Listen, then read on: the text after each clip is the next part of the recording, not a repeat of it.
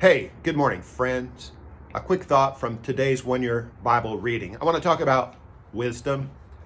Proverbs chapter 8, we're getting to the end of that chapter in today's reading, but the whole chapter is an ode to wisdom. We need to be wise. We want to be wise. Wisdom is more valuable than silver and gold, which is worth a lot these days. And you know what's interesting about wisdom? I don't know what you think when you normally think about wisdom, what you picture in your mind. Maybe some shaman on a mountaintop, sitting cross-legged, contemplating his navel and saying, hum. That's not biblical wisdom. In fact, you know what the first use of the word wisdom is in the Bible?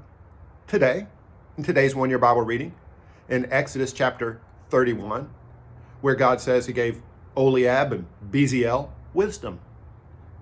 Wisdom to do what? To work with their hands. All kinds of craftsmanship. They were woodworkers. They were metal workers.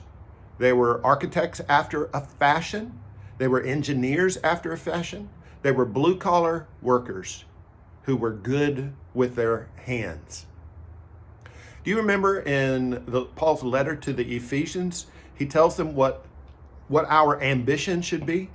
Our ambition should be to mind our own business, live a quiet life, work with our hands, and win the favor of outsiders and all people. See, I sometimes think that in the church and in the kingdom, sometimes the blue-collar workers and those who work with their hands are a little underappreciated. Folks, that's wisdom.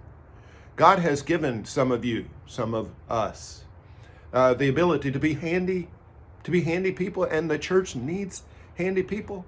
We need groundskeepers, we need engineers, we need HVAC workers, we need drywallers, we need painters, we need people who know how to work. And in today's economy, those are the jobs that have come back around and are most secure and most valuable oftentimes. So if you're that kind of person, know and understand that God has given you a certain type of wisdom. God values you, and the Lord needs you in the kingdom, working for him.